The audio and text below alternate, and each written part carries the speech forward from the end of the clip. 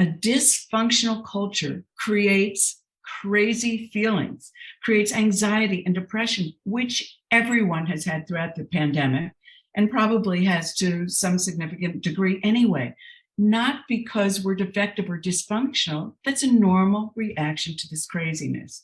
So for me, the question is, how do we can't turn off the noise, but how do we stay aware enough to not let it enter our space? Welcome to You Belong in the C-Suite podcast. You are ambitious in life and in your career, but something is missing. You want to bring more of your passion to what you do. Because let's be honest, you pour a ton into your work, and it needs to mean more. I'm your host, Laura Eigel. I'm a mom, wife, PhD, coach, advocate, introvert, and indoor rowing fanatic. I'm passionate about living a life that's in line with my values. We'll give you the actionable tips and tools you need to lead with your values, make a difference, and have career success. The world needs more diversity and authenticity in the top jobs at organizations. Your leadership belongs there. You belong in the C-Suite.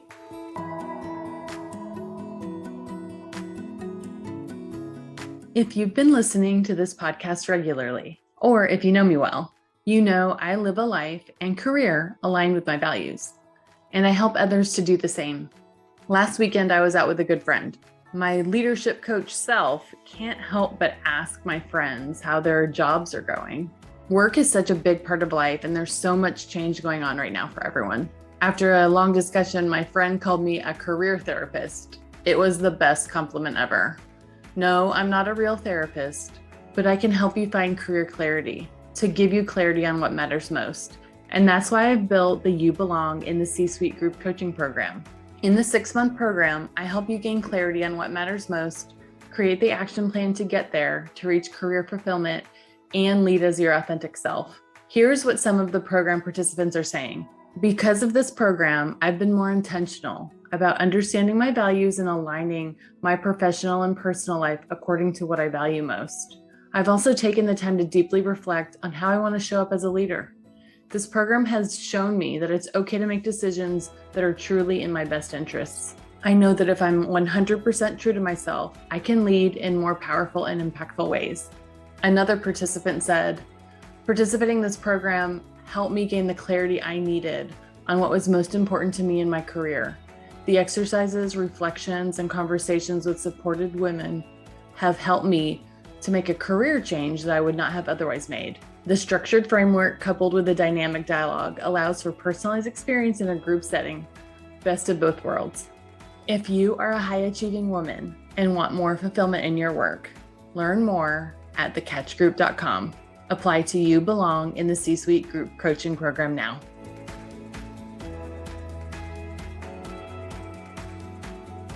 Welcome to our first episode in season 2 of You Belong in the C-Suite. We are so excited to start this year with you. I hope you had a restful holiday season. We are only a few weeks into January, and doesn't it already feel like the holidays were months ago? Thanks, weird pandemic continuum of time. So I'm excited for you to hear this conversation with Shari Foos. Shari is a licensed marriage and family therapist who holds a Master of Arts in Clinical Psychology from Anatoch University, Los Angeles, and a Master of Science in Narrative Medicine from Columbia University. As a sought-after expert on the subjects of relationships and meaningful connection, Shari's writing and commentary have appeared in a range of online and print publications, including Real Simple, Huffington Post, Thrive, Shondaland, Women's Health, and Bustle. I loved our connection and discussion, and I love that we're kicking off this season with this discussion. We talked about the importance of real talk, the narrative method, a method to teach others how to connect in life and work. We talked about practicing radical gratitude and steps to move past a toxic work environment as you move to a new work environment without bringing all of that past trauma with you. I hope you are able to dig into this discussion with some actionable items. Let's get started. Well, I'd love to welcome you to the You Belong in the C-Suite podcast. Shari, thank you so much for joining. Thank you for having me. I'm really excited to be here. Well, I'm just really excited that we're connected and really excited to dig into our conversation. But before we get started, can you tell our listeners a little bit more about you and your story? Well, I grew up in New Jersey in an abusive household. And in addition to not being really seen at all, I had the experience of having all of these questions and all of these ideas, but there was never a conversation about anything except, pass the meat in my house. And so I longed from the bottom of my heart always to have real talk. And I've kind of always hated small talk. So through my life, and especially when I was an adolescent, I became really rebellious because I didn't know what I was asking for. It's not that it was all around me. And so I would just be so frustrated with not getting down to what mattered in relationships. So I became a writer and a performer in my 20s, and I had a great time doing that. And it really helped me, singing in particular, really helped me exorcise a lot of those demons. And then in my 30s, I went back to school and became a marriage and family therapist. And I think I was always this. So it was just so gratifying to be able to walk with people through their journeys and help people understand their lives separate from the things that have happened to them. And that idea has really carried through to the narrative method, which I'll pick up on in a second. So in my late 30s, I moved to New York for 3 years with my family on a whim because life is short. My husband said the words, "We should move to New York." I said, yes. My then 15-year-old kid said, yes. And then my husband said, well, I didn't really mean it, but my house was already on a truck. So while there, I opened a small practice for psychotherapy and discovered the narrative medicine program at Columbia University. And I did that master's program, and it really changed my work. And the reason is because it was so steeped in social justice and all of these sociological issues that I've cared deeply about, but can't exactly address in psychotherapy. And so as I was developing the narrative method, which is conceived as a way to not just teach empathy, but help people learn how to connect and to sort of start in the middle instead of, like dogs smelling each other for a long time. Let's get to it. What is there really to lose? We don't like each other. We don't have to go further, but let's show who we are. And so I started doing groups with underserved populations. I've done hundreds of workshops with veterans who've been in and out of jail, unhoused people, a lot of work with youth. And eventually we started working with companies and universities. And in companies, we do anything from going through your entire company so that ultimately every single person has a one-on-one with everyone else. And, if you work at a big company, you might find yourself not making eye contact with certain people because you've never really been formally introduced. And that's terrible. How can we change company culture so that nobody feels that way ever? And even if you've never seen the person before, it's fine to go up and say, "Hi, I'm Shari. Nice to see you," or whatever that would take. How do we start looking at the company culture, first of all, as real relationships, boundaried as all relationships have to be, but also as real relationships where when we can meaningfully connect, we certainly can work better together. When we understand someone's background and it turns on our light about why they may have acted or said a certain thing, we can somehow pull back, look at a bigger picture. And by putting yourself aside when you're listening to someone else's story, you can hear it from their perspective instead of going to insult or misunderstanding.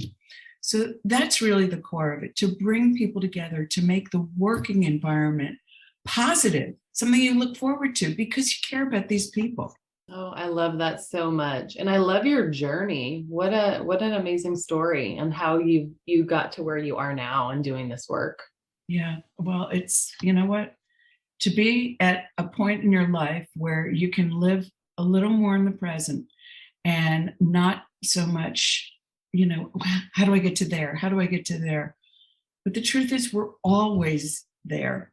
We just have other goals. And to be able to live in gratitude for what we do have right now is, forget important or good for us. We need it to be able to deal with the complexity of an alienating world. Oh, absolutely. Well, thank you so much for the context on your background. You mentioned the narrative method. Can we go a little bit deeper in it? And I'd love to hear. I have my background is in research, and so I love to hear the research behind things.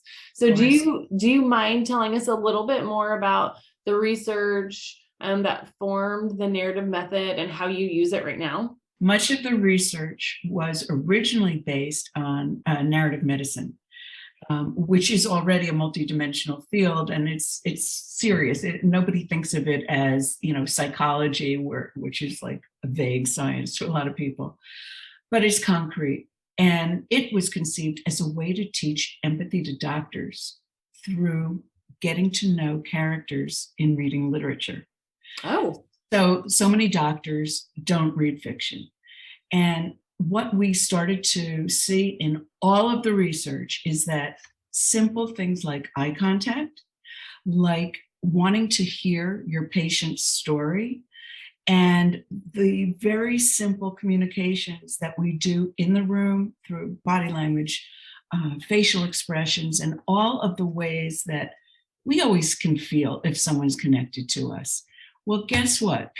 Patients follow their protocols and take better care of themselves and get better faster when they have this relationship with their doctor. You can extrapolate that to everything. But the point is, now we have hard evidence. It's not just some psychologist's opinion. We have fMRI machines to see when people share stories, both of their brains light up in the same place. And that is so important to understand, because like your phone or any of your tech, if it's not being charged, it's not going to work. We need charges from other human beings. Alienation is very easy to fall into, and it's easy to break. And people need to know that it's just one step at a time. So that appreciation for what happens in the human being when fight or flight starts happening, when people are soothed from each other's presence, just because someone is there. When you go to a professional, no matter what your problem is, unless it's taxes or something, chances are they're not going to fix it. They're going to sit with you and help you figure out what you're going to do. And in that way, we take agency in our lives.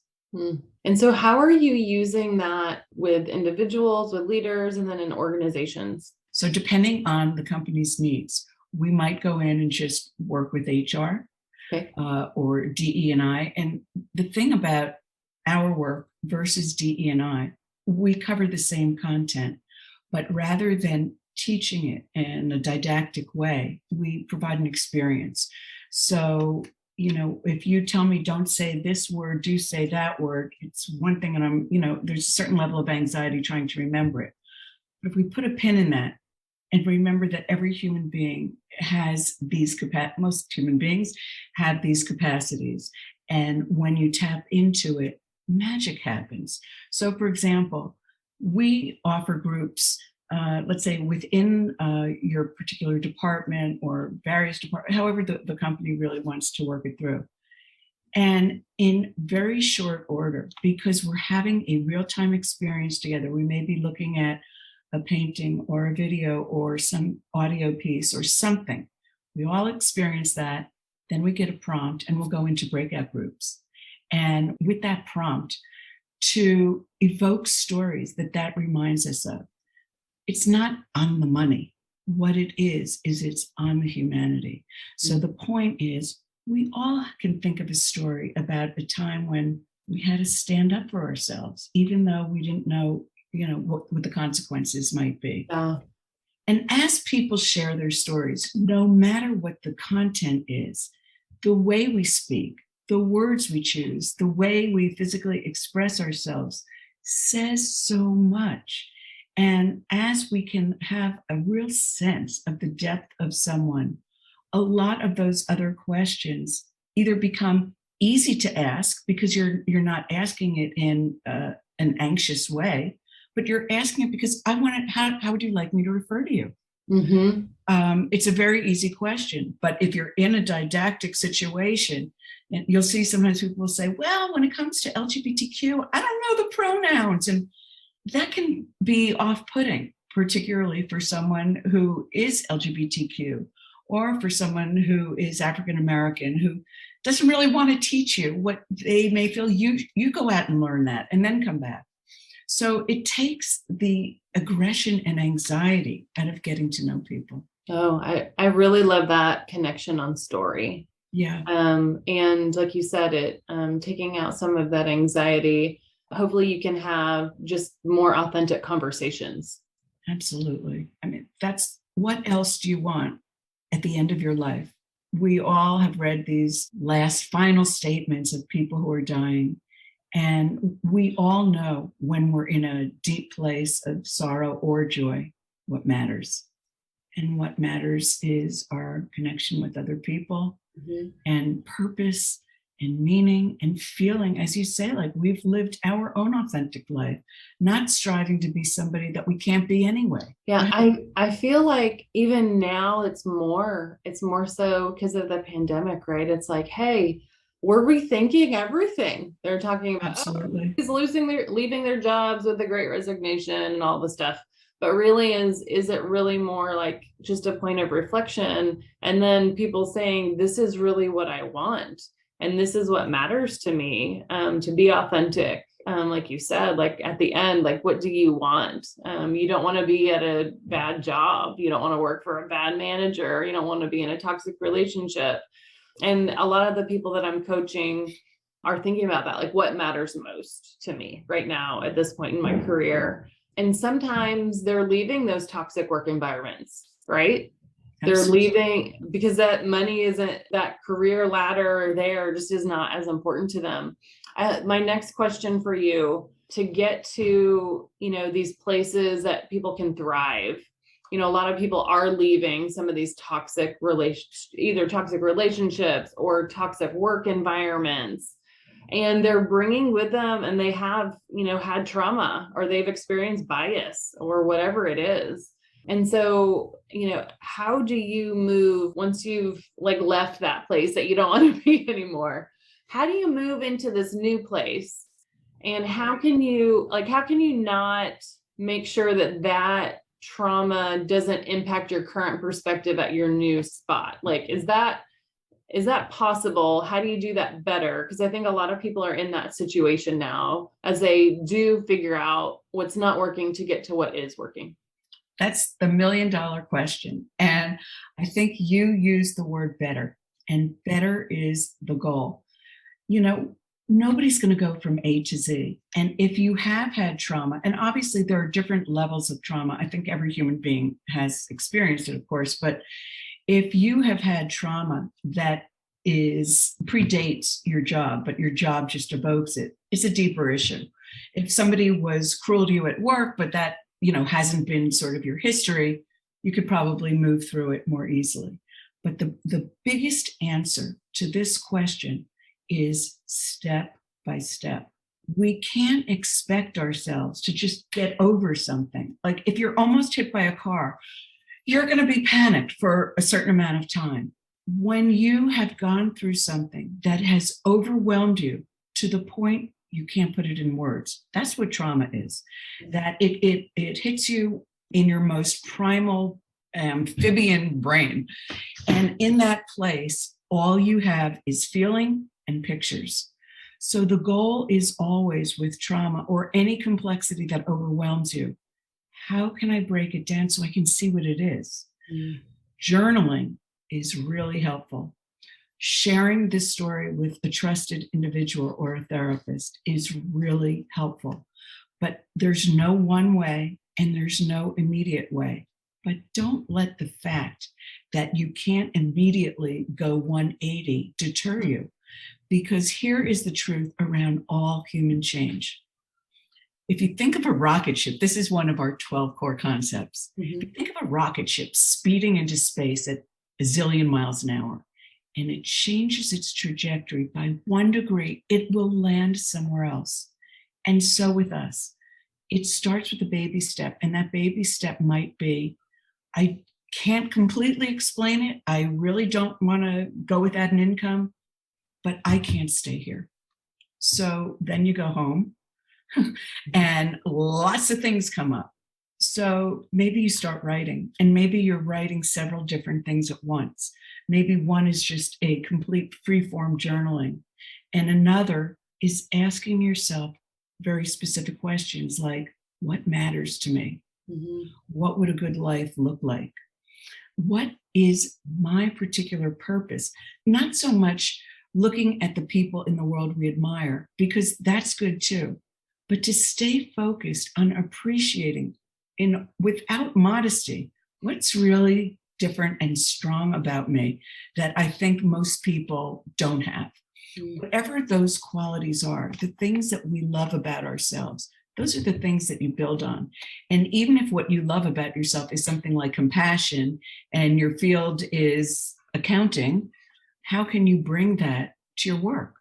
And there are always answers. There are always ways, but we have to create them ourselves. So it's our job to invent ourselves. In the past, there was no model. Nobody ever spoke about such a thing. And everyone who, had to invent themselves was starting from scratch. But now there's sort of a massive appreciation that you have the right to design your life and your work in a way that's meaningful to you. And you have the responsibility, because you've been eating the food and drinking the water here, to give back to the world. So how are you going to do that? And again, small steps.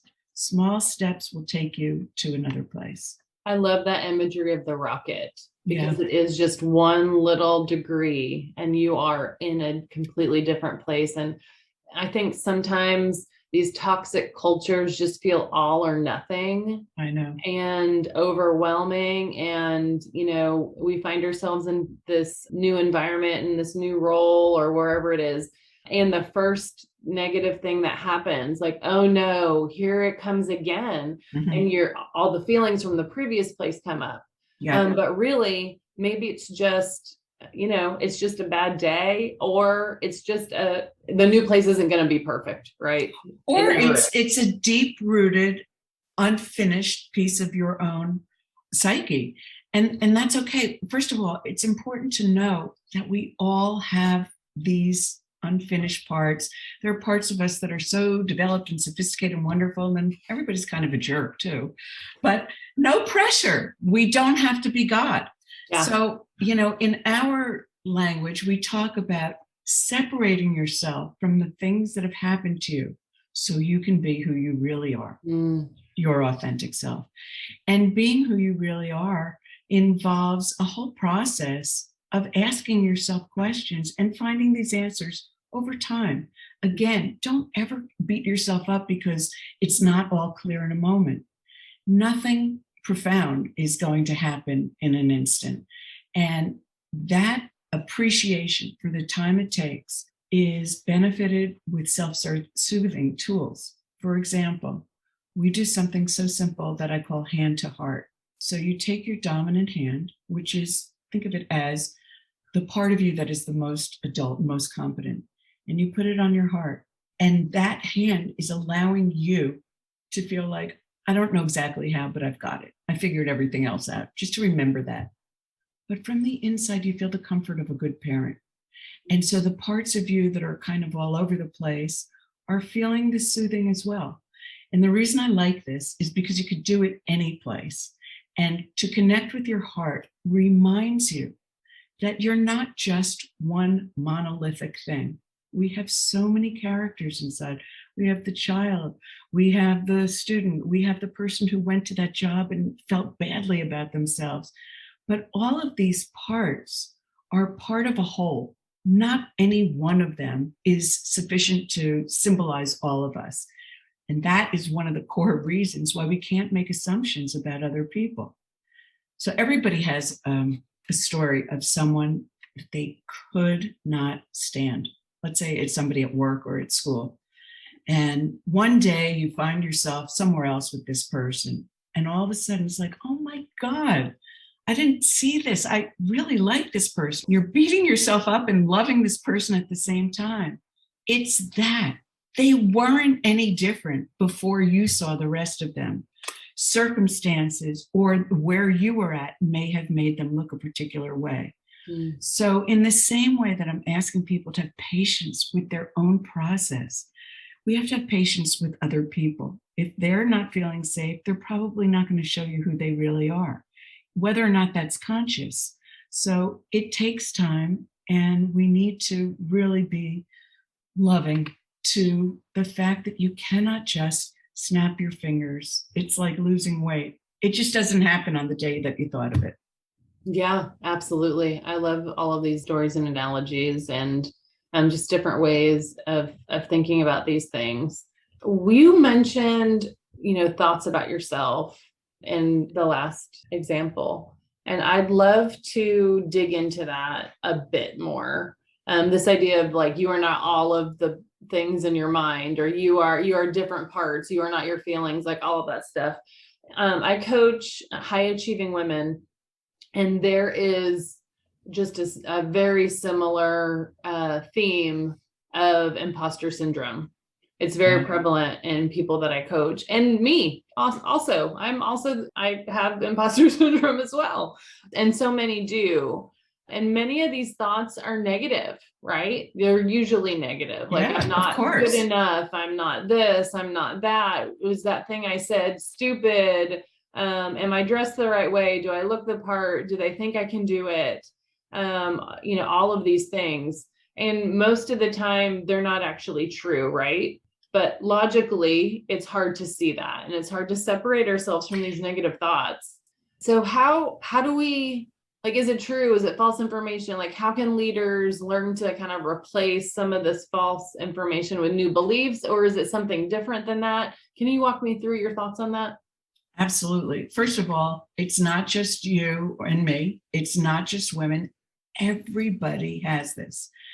So let me back up for a second and talk about the cult of culture, which is another one of our concepts.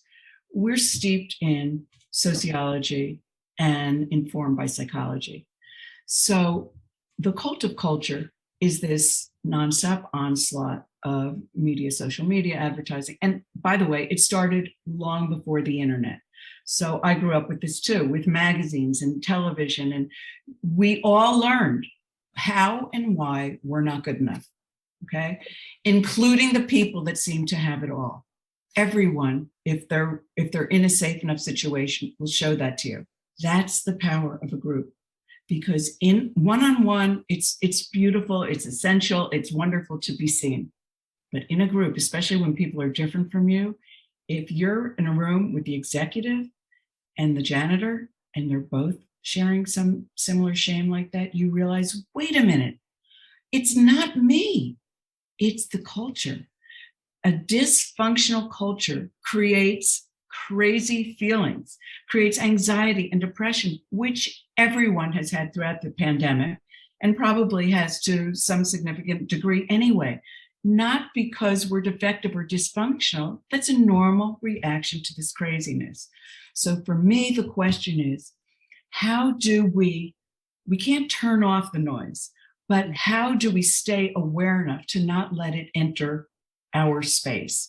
And part of it is by sharing in communities, however we feel safe about that, with one person or a few people. It could be friends, it could be colleagues, whomever. But we have to have places where we're deconstructing this noise and realizing that these things that we've come to feel ashamed of ourselves for and insufficient about are just the negative feelings that sell soap. It's not about us individually. I don't think that, simpler cultures that don't have tech, I don't think they're thinking and feeling these things. I think they're too busy surviving and getting along and, doing their cultural things that they do. So that is 50% of it. Now, the other 50% is, yeah, but I still feel like that. So what do I do? And again, it's a matter of speaking to yourself on a regular basis and tempering these things with what else is true. Mm. So, for example, in my development, when I was in high school, by the time I was a junior, maybe it was a sophomore, I just couldn't learn anymore. It was just too traumatic at home. And I really didn't learn anything about history from a certain period of time. And even though I went back later and I learned some things, I'm deficient in that. And I see that when these subjects may come up. Well, for years, I've just felt so much shame about it. But the more education I got, the more I realized nobody knows everything. It's fantastic to be able to ask a question when you're curious. Mm-hmm. Because if you've ever found yourself being in a group of people talking about something that's not your specialty, and you're very engaged and you're very curious, but you're afraid to ask a question, it's happened to me a million times because I don't want to look dumb. How sad I don't get to have my question responded to. So it's a matter of constantly self-soothing ourselves, looking deeply at what is the origin of this idea? Who told me this? Who does it really belong to? That I'm a dummy? Or is it my father that told me I was a dummy? Or this boss that told me I couldn't? Maybe later I realized, I think this boss was jealous of me. I mean, that would explain a lot. Or whatever the reason was. Only we can really deconstruct these tidbits of memories. And as I said earlier, when it's trauma, it doesn't come in a nicely laid out paragraph. It's that feeling of your face getting red and heated up when somebody says something demeaning to you in front of others. So the process of becoming is a lifelong journey. And to be able to enjoy it and sort of smile the way you would with your child, not understanding that skinning their knee and that pain, it's not going to last forever. But as the parent, it's not our place to say, you're okay. We can't tell people what their experience is. So we let them say, it hurts and blah, blah, blah. And then we say, I bet it does hurt. And let's see if we can make it feel better. And then maybe you do something else, and then you can ask them later, well, how was your knee? And they will make the association, oh, well, with some time, it doesn't hurt so much now. We need to give people the space to hurt and the space to own their feelings, good and bad. And when we own them, we can better understand them. Wow, such a great answer in so many questions. Can we go back to the part about how you wouldn't ask a question? Mm-hmm. Like that brought me back to a place where when I was in my previous role, I was the chief learning officer, and I had this expectation in my mind, like, oh, well, people would say, do you know of XYZ book, or have you read this, or all these things. And guess what? Most of the time I had not. Did I always say the real answer? I did not. Because I felt shame about, well, I should know that, right? Absolutely. Did you read? Are you familiar with? Right. I got more comfortable saying, I don't know that. Who is it? Or I'll look them up, or can you send me a thing? But like in that role with the people in the room and like all that stuff, sometimes I said yes when I did not read that book. Well, that's what I really like sharing that, because I have to believe a lot of people can identify. And I can't sit here and tell you I will never do that again. I'm going to assume I will. But I've also noticed, and this is one of the things that really helped me go deep in myself, ask myself questions, and see what that was about. I get that it was about shame, but how can everybody know everything? Even if it's in my field, even if others think I should know that. But I have seen so many brilliant people ask the most basic questions because they're curious. And it doesn't occur to them, apparently, to worry what anyone thinks. They want to know. So I think we have to find ways to permit ourselves to be hungry for what even may seem like the most basic knowledge. And when you finally do get the courage to ask that, inevitably somebody else says, yeah, what is that? Or if it's an acronym, or if it's a whatever. And I coach people about this all the time. Like, oh, if you have the question, usually at least one other person has that question too. And sometimes they're more senior than you, right? Exactly. And they have the power dynamic in the room is such that, maybe they feel like they're safe enough to ask that question. Exactly. And you might not. Exactly. And the other thing is, when you ask that person for their expertise, you're giving them a gift.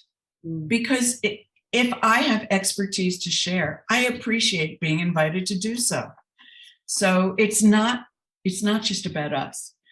When we put ourselves aside to hear someone else's story or someone else's information, whatever that might be, not only are we more receptive and more likely to remember it rather than, they think I'm stupid, blah, blah, blah, blah, but we are also putting ourselves in a position of providing for that person their due. Oh, you know that. Please share it. Instead of looking at trying to learn as a deficiency, it's really a wonderful, strengthening, powerful tool. Yes, it's not a deficiency, it's curiosity. I love that. Exactly. I also loved in your previous answer how you talked about this question, what else is true? Exactly. What a powerful question that is. So let's say I said something that insulted somebody, and maybe I apologized and they forgave me and we kept talking, but it's okay with them. But then I go home and I just think, I can't believe I said that. I know better. And, we can beat ourselves up, but that's not really productive. But if I use what we call the kaleidoscope, which is another of our 12 core concepts, a kaleidoscope shows you zillions of perspectives of the same thing, and they're all real. So look at it from another side. What else is true? What else is true is that I said something careless. Clearly, it hurt that person's feelings. And I felt terrible because I don't want to hurt someone's feelings. So I can also realize what else is true is that wasn't my intent. I apologize. And I'm going to remember the next time to be more careful about the way I articulate that kind of thing. Whatever you would say to anybody else, to someone you love or someone you don't even know so well, we're so hard on ourselves. That's not our job. Our job is to do the opposite to ourselves of what others may have done. Self-soothe yourself and realize, okay, honey, okay, it's okay. That wasn't maybe the best choice, but that's not the totality of me. It's really hard, and it's really, really important to keep reminding ourselves that we're moving forward, that the greater awareness, even with the same backsliding behavior, is something. And to keep track of your growth so that you can honor, okay, I did it incrementally better this time. So great. My last question for you goes back to something you said earlier at the beginning of our discussion. You talked a bit about gratitude and staying present. Can you talk a little bit more about what you mean by radical gratitude? Like, why is it important to practice and how can we do it?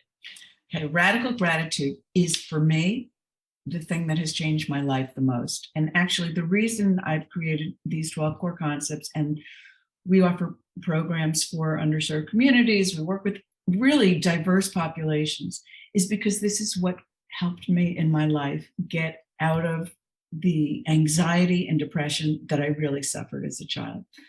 So radical gratitude is simply this: to be aware throughout your day of every time you encounter a close call. How often do you almost trip down the stairs, press send, get hit by a car, whatever those things are, something almost drops from a shelf, take a moment, because you would take more than one moment if that accident had occurred. And you would be on your knees wishing and praying, why didn't I do this? Or why did this happen? If you take a few minutes every single time you have a close call, and what I just jump around and go crazy. And then you cannot help but remind your unconscious, I don't believe it. I am so lucky every single day. And I have survived this intact. It's amazing. The purpose of radical gratitude is to live with hyper awareness of the beauty in your life. And when you do that, you will be surprised at how many times you're spared. So it's so easy to keep track of the negativity. Here's a way to keep track of the positivity.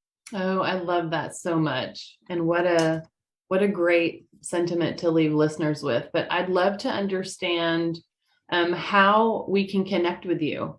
How Yes. do the listeners find you? Yes. So we have, we created these TNM, Narrative Method, DIY human card decks. And the reason we created them is so that people could do their own groups or one-on-ones or use them for writing prompts. They're all based on the 12 core concepts. They are deep and they will guide you to who you really are. And right on the box, it says, you don't need a license to use your humanity. You don't need to be a therapist. We all have this built in. So when you tap into these strengths of your humanity and your compassion and empathy and capacity to be there for others, not just for yourself, your life becomes closer to who you really are.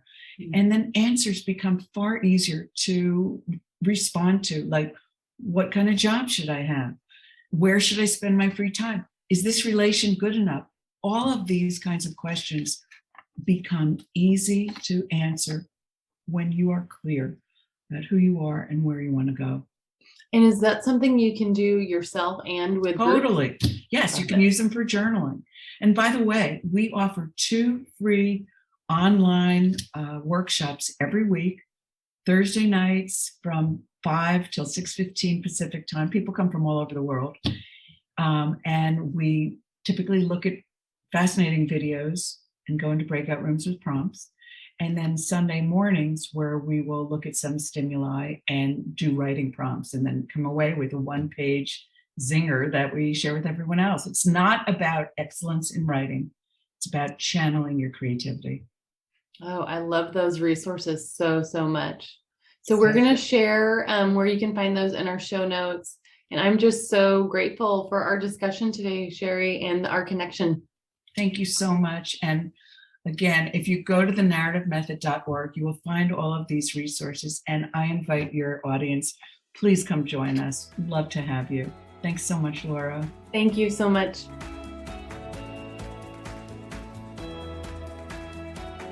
I want to thank you so much for listening to the You Belong in the C-Suite podcast. If you are enjoying this content, please remember to rate and review on Apple Podcasts. By leaving a review, you are helping others find this content. We will be featuring 5-star reviews on air in upcoming episodes. Editing and support for the podcast is done by S&E Podcast Management. To get more tips and tools to help you live a life guided by your values, go to thecatchgroup.com. Keep your boundaries and take care.